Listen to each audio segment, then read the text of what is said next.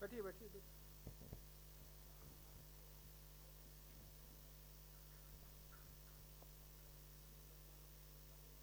वो कंप्लेन वाला है क्या?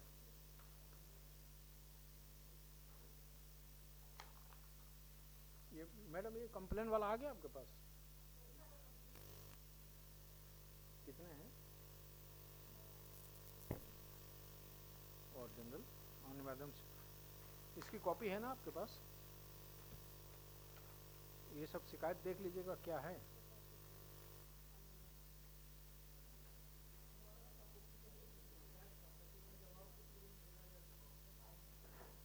आयोग को भेजा गया है सर, जवाब देखिए।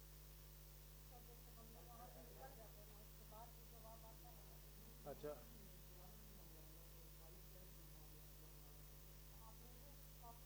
देखिए ये देखिए।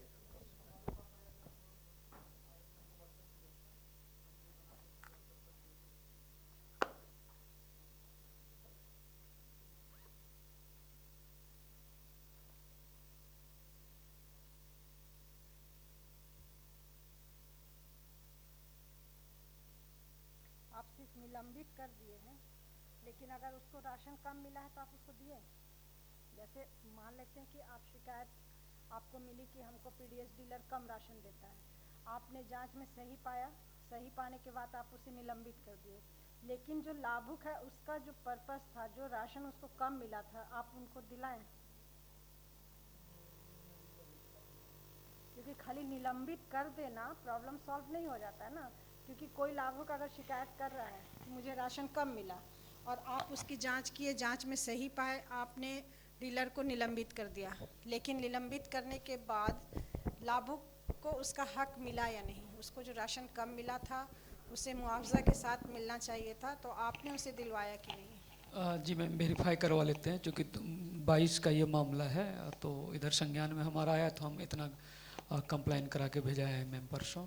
क्योंकि ये रिपोर्ट है जी कि आपने निलंबित किया है, लेकिन उसे राशन नहीं मिला है, ये भी रिपोर्ट जी हम सत्यापित तो करवा आप लेते हैं इसको देख करके जी जी और अगर उसको राशन नहीं मिला है तो मुआवजा के साथ आप उसे राशन दिलवाइए। जी जी मैम जी जी जी। कुछ मामले आंगनबाड़ी से है।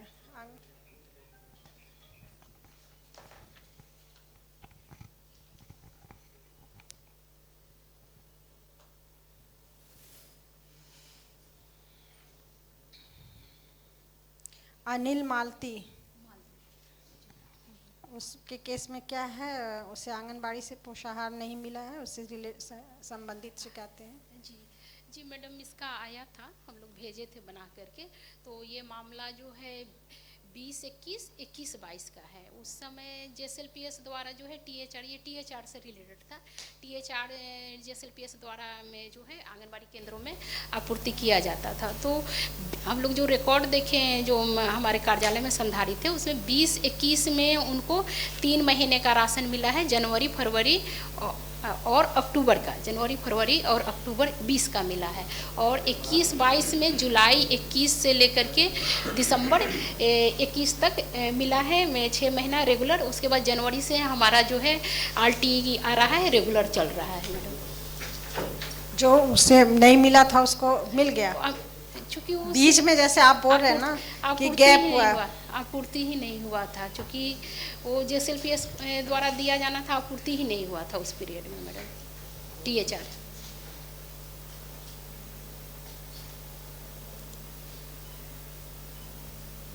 इसमें मैडम आपूर्ति अगर नहीं होना, जैसे कल भी हमने डीसी के साथ मीटिंग में ये बात कही, तो जिस समय की आपूर्ति नहीं होती है, विभाग को, आप विभाग से क्या पत्राचार करती हैं नहीं करते हैं वो आपका विषय है।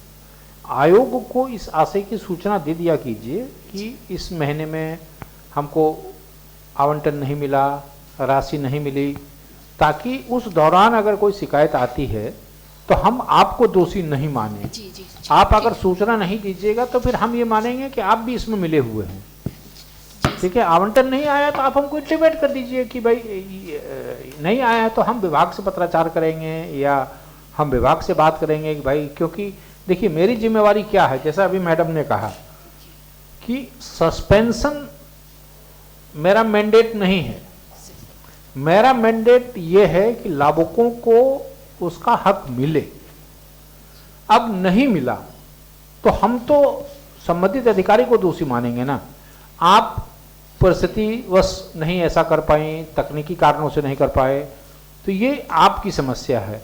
मेरा मैंडेट सिर्फ ये है कि हमको ये सुनिश्चित करना है कि एनएफएसए में जितनी योजनाएं हैं उसका लाभ लाभुक को मिले। और एक ऐसी मैडम, ये एक चीज़ आप केवल इस संदर्भ में नहीं, इस मामले में नहीं, एक जनरल आप एक गाइडलाइन समझ लीजिए कमीशन का, कि किसी को अगर राशन नहीं मिलता है, सस्पेंड आपने कर दिया, सस्पेंड आपने कर दिया, ये तो आपकी प्रशासनिक कार्रवाई हो गई। लेकिन आपको ये सुनिश्चित करना है कि सस्पेंशन जिन वजहों से हुआ, राशन कम दिया, राशन का गबन किया, या जो भी अनियमितता पाई गई, तो आखिरकार लाभुक को अनाज नहीं मिला होगा, तब आपको ये कदम उठाना पड़ा।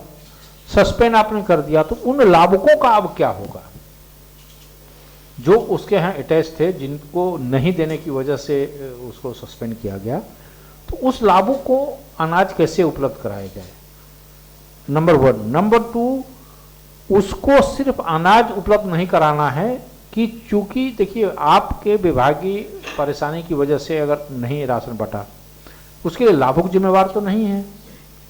तो इसलिए एनएफएसए में प्रावधान किया गया है कि 1.25 गुना मुआवजे के साथ, जैसे कल भी कुछ लोग आए थे मिलने के लिए, उन लोगों ने भी यही शिकायत की कि एसी मैडम के पास गए, एसी मैडम ने कहा कि नहीं अब तो नहीं मिला है पिछला, तो इसमें हम क्या कर सकते हैं, डीलर को तो हमने सस्पेंड कर दिया। तो ये जवाब सफिशिएंट नहीं है। सस्पेंशन एक अलग पूरा विषय है। विषय ये है कि आपको ये रास्ता निकालना है कि उसको लाभुक को अनाज कैसे मिले और 1.25 गुना के साथ मिले।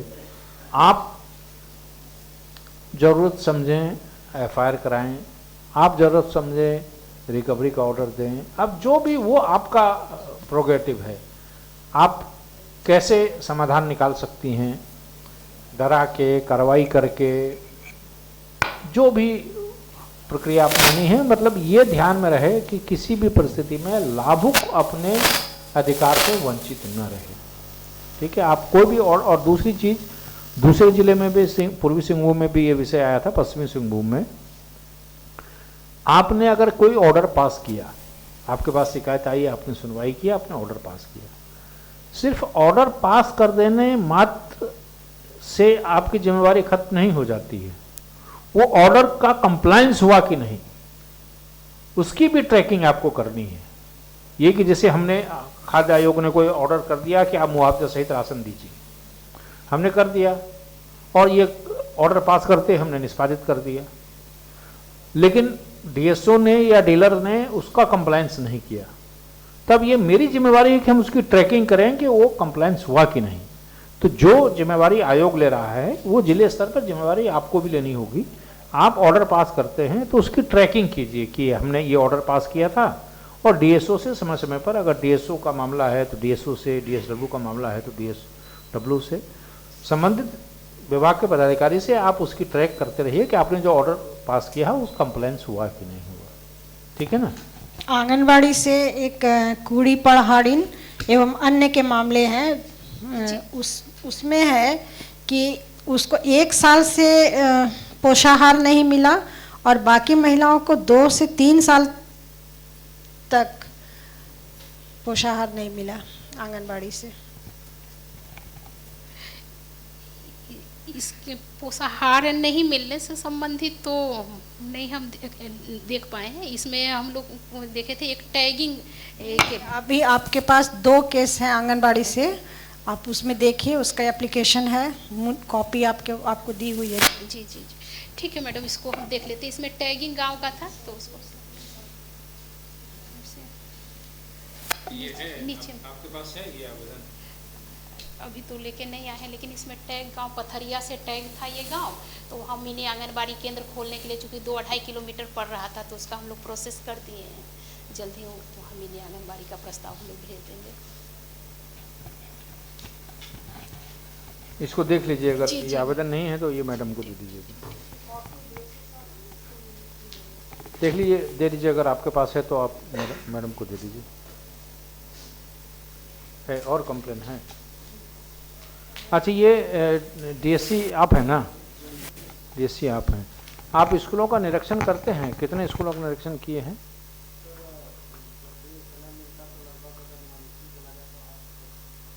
तो निरीक्षण में क्या करते हैं?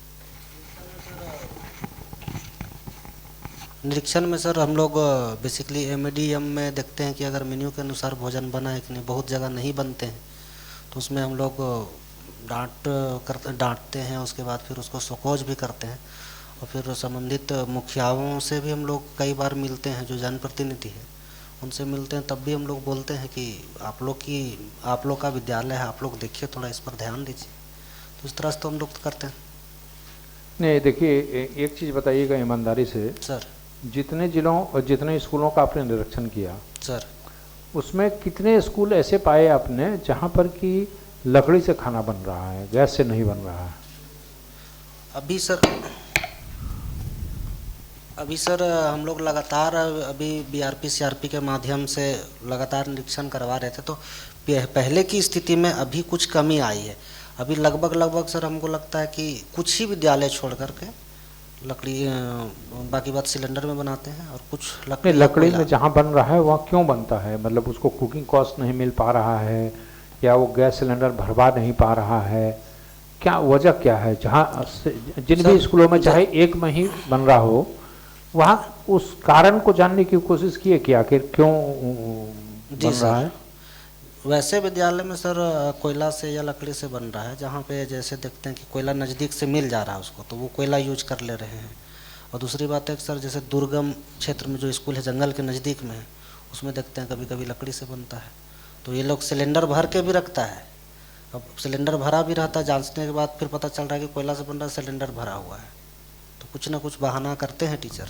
नहीं, तो ये सुनिश्चित कराना है कि गैस से ही खाना पके, और अगर कुकिंग कॉस्ट समय पे नहीं मिल रहा है, कोई अलॉटमेंट की दिक्कत है, तो आप आयोग को लिख के भेजिए, ताकि हम सर विभाग से इस आशय का पत्र लिखें। क्योंकि विभाग के सचिव भी कह रहे हैं कि हम तक शिकायत आएगी तब हम उसका निदान कर सकते हैं। तो अगर दिखते हैं तो आप आयोग को बताइए, सर। आयोग संबंधित विभाग से पत्राचार करेगा। क्योंकि जो मेरी जानकारी है, आप जो बता रहे हैं, जो मेरी जानकारी है और जितने जिलों का हम निरीक्षण किए हैं, 50% में लकड़ी से खाना पकता मिला है। सर पिछले 1 सालों में हमने काफ़ी कार्रवाइयाँ की है। ठीक है, किया है आपने, अच्छी बात है, और जो आप बेहतर कर सकते हैं। दूसरी चीज़ जो मैंने मुखिया संवाद में भी कहा, ये सुनिश्चित कराइए कि मीनू का डिस्प्ले सर सही लोकेशन पे हो। जो बच्चे स्कूल जाएं तो बच्चे की नज़र स्कूल घुसते ही मीनू पर पड़े। जी सर। अधिकतर जगह वो खाना पूर्ति के लिए मीनू तो लिखवाता है, लेकिन ऐसे जगह लिखाता है जहां बच्चे की नज़र न पड़े, ताकि कोई अगर ऑफिशियल इंस्पेक्शन पर जाए तो ये दिखा दे कि सर हमने तो ये तो नहीं लिखा हुआ है कि कहाँ डिस्प्ले होना चाहिए, लिखा है कि डिस्प्ले होना चाहिए, तो हमने डिस्प्ले कर दिया है। तो ये सुनिश्चित कराइए। इसलिए मुखिया को मीनू देने की वजह भी यही है कि उसको जानकारी रहे, और ये सुनिश्चित करवाइए कि मीनू विजिबल जगह पे डिस्प्ले हो। और ये डीएसडब्ल्यू मैडम, ये जैसे मैंने संवाद में भी कहा, ये कोशिश कीजिए, अगर आप लोग के पास फंड है, हमको लग रहा है पर्याप्त फंड होगा जिले के पीआरडी के पास, कि होर्डिंग लगवाइए।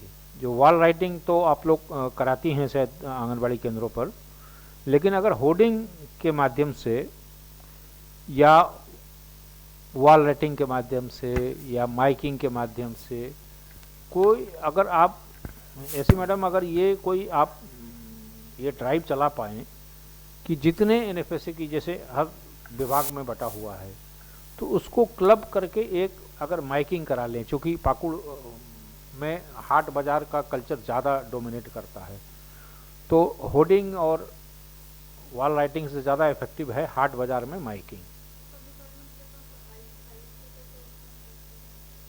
नहीं, सब में रहता है तो अच्छी बात है, उसको क्लब कर लेंगे ना। अगर माइकिंग में हर विभाग के, जैसे पीडीएस की, आईसीडीएस का, एमडीएम का, कुपोषण उपचार केंद्र के, सारे को मिला के अगर आप एक मटेरियल बना लें और अगर आयोग का किट देखेंगे तो आयोग के किट में कंपाइल करके सारी योजनाओं के को कंपाइल किया हुआ है।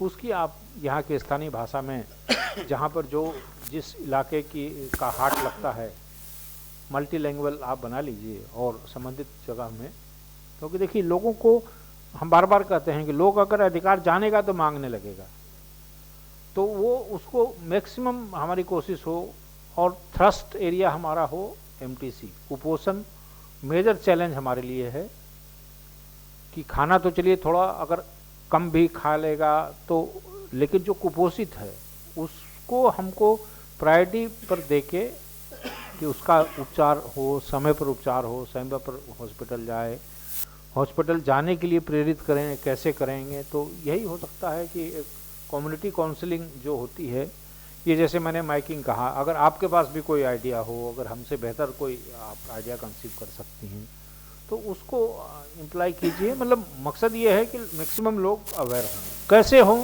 अगर कोई आपके पास कोई माध्यम हो, कोई तरीका हो तो आप अपने माध्यम तरीके को इस्तेमाल कर लें। हेल्थ से हैं क्या आप? हैं ये बताइए, हम ये जानना चाह रहे हैं कि ये जैसे आपके सिविल सर्जन साहब ने भी सुबह कहा कि उन्होंने आह्वान किया कि जो आंगनवाड़ी केंद्र हैं और लोग सहयोग करें बच्चों को लाने में, तो जो आपके पास कोई स्टैटिक्स है क्या, डाटा है आपके पास? अभी एमटीसी सेंटर्स में कितने बच्चे अभी हैं? 3 सेंटर है ना आपके यहाँ? जी सर। किस सेंटर में कितने बच्चे हैं? हमारे पास सर अभी जो है पाकुड़ सदर अस्पताल, लिट्टीपाड़ा, उसमें स्ट्रेंथ क्या है बच्चों का? सर उसमें टोटल 15 बेड का वो स्ट्रेंथ है 12 का। बच्चे अच्छा, अभी बच्चे कितने हैं उसमें? 12 बच्चे हैं सर। अच्छा जी, लिट्टीपाड़ा में सर अभी 10 बच्चे हैं वहाँ पर। और स्ट्रेंथ क्या है? स्ट्रेंथ क्या है लिट्टीपाड़ा में? 10 बेडेड है। अच्छा, और महसपुर 10 बेडेड है सर, वहाँ 9 है। अच्छा, ये इसमें से बाइफरकेट करके अगर आपके पास जानकारी है तो ठीक है, नहीं है तो जानकारी इकट्ठा कर लीजिएगा कि जो इतने बच्चे एडमिट हैं उनमें कितने पेरेंट्स स्वतः आए हैं, कितने सिस्टम के सहयोग से आए हैं? सर इसमें जनरली जो है सर मैक्सिमम जो होते हैं वो आंगनवाड़ी सेविका या सहायिका के द्वारा ही मोटिवेटेड रहते हैं, क्योंकि उनको जब सेविका वहाँ पर सर सैम चाइल्ड का जब स्क्रीनिंग करती हैं तो लिस्ट बनाया गया है, उस लिस्ट के अनुसार उनको वो भेजते रहते हैं जहाँ भी जो वैकेंसी रहता है, जिस ब्लॉक के अनुसार जो नियरेस्ट रहता है, तो वो सेविका पहले काउंसलिंग करके रखती हैं और उस हिसाब से फिर सहायिका जिस गांव की है वो उनको कैरी करके उनको सहयोग करती हैं आने में। कोई ऐसा केस आया है कि जहाँ बच्चे कुपोषित हैं और परिवार नहीं चाह रहा है कि नहीं हम बच्चे को नहीं भेजेंगे, हम भेजेंगे तो और बच्चों की देखभाल कैसे होगी? जी बिल्कुल बिल्कुल। ये एक मेजर कंसर्न ये है जी कि अगर उसके 3 बच्चे हैं और एक बच्चे माँ को ये लगता है कि अगर हम बच्चे के साथ हम हॉस्पिटल जाएंगे, या बिना माँ अपने बच्चे को भेजना नहीं चाहती है, उसको ये चिंता रहती है कि एक बच्चे को भेजेंगे तो 2 बच्चे को कैसे देखेगा? जी बिल्कुल, ये सर ये बहुत कॉमन प्रॉब्लम है एक्चुअली। तो इसका सॉल्यूशन क्या है, कैसे इसका रास्ता कैसे निकलेगा? सर बहुतों को तो हम लोग काउंसलिंग करते हैं कि आप ये केवल माँ ही नहीं, दादी या कोई फिर मौसी, कोई नानी, कोई भी अगर साथ में कोई लेडी हो तो उनके द्वारा भी रहा सकता है। लेकिन सर बहुत बार ऐसा होता है कि उनके घर में और मेंबर नहीं है, ओल्ड मेंबर नहीं है, तो नहीं, जैसे लिट्टीपाड़ा वगैरह में है सर कि कोई दादी मौसी या नानी कोई रहे तो वो लोग कभी कभी कंपनी करती हैं। लेकिन पाकुड़ में सर ये प्रॉब्लम होता है, वो जो है वो घर में और नहीं है, 4-5 बच्चे हैं, एक बच्चे को लेकर रहेंगे तो या तो वो 2 दिन में फिर डिफॉल्टर होकर चले जाते हैं, लामा हो जाती हैं, या फिर उनको मजबूरी यही रहती है कि नहीं कैसे करेंगे। तो ये तो इसका क्या तरीका क्या हो सकता है?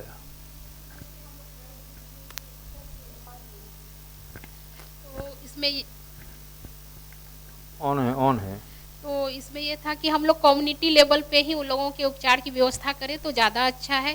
जैसे कि जो बच्चे एमटीसी नहीं गार्जियन के परेशानी मजबूरी की वजह से नहीं आ पा रहे हैं, तो हम लोग कोशिश करें कि पंचायत लेवल या आंगनबाड़ी सेंटर स्तर पे ही जो है जो भोजन हम अति कुपोषित बच्चों को एमटीसी में देते हैं उनकी ट्रेनिंग दे करके उनको हम लोग सेंटर पे ही दें तो ज़्यादा अच्छा रहेगा और निगरानी करके उसको हम लोग ठीक तो कर पाएंगे। ये मतलब प्रस्ताव या इस तरह की सलाह आपने विभाग को भेजी है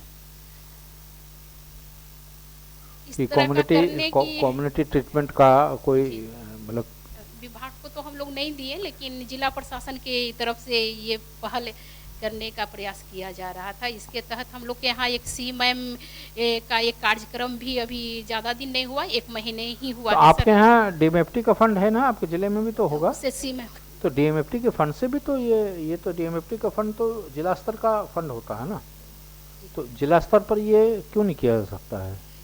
इसमें एक कार्यक्रम अभी तुरंत ये हुआ, लगभग 1 महीने हुआ। CMM का एक कार्यक्रम जो है 100 गांव को चिन्हित करके जो है चलाया जा रहा है। उसमें सर्वे का भी वो लोग काम कर रहे हैं, ट्राई वाले लोगों को दिया गया है। मतलब एक NGO MU के माध्यम से सिलेक्ट हुआ है, तो वो लोग उसको 100 गांव में इसको करने की कोशिश कर रहे हैं कि हम तो ये डीसी साहब से हम भी चिट्ठी लिखेंगे, लेकिन ये डीसी साहब से आप लोग जिले स्तर पर ये डीएमएफटी का अगर फंड है, डीएमएफटी का है और यहाँ कंपनियाँ भी होंगी मेरे ख्याल से 2-3 बड़ी, डीएमएफटी भी है या CSR से भी आप CSR से भी करा सकते हैं। ये सब देखिए, कुपोषण जो कि बहुत चिंता का विषय है, ये हमारे टॉप प्रायोरिटी में होना चाहिए। कैसे करें, क्या करें, चूँकि अगर लोगों को अवेयर हम कर देते हैं और उनकी जो समस्याएं हैं, जो कि जेन्युइन समस्याएं भी हैं, तो उसको कैसे हम एड्रेस करें, ये थोड़ा सा डीसी साहब से हम भी पत्राचार करेंगे और आप लोग भी अगर जिले के स्तर की बैठक होती है तो उसमें प्रयास कीजिए।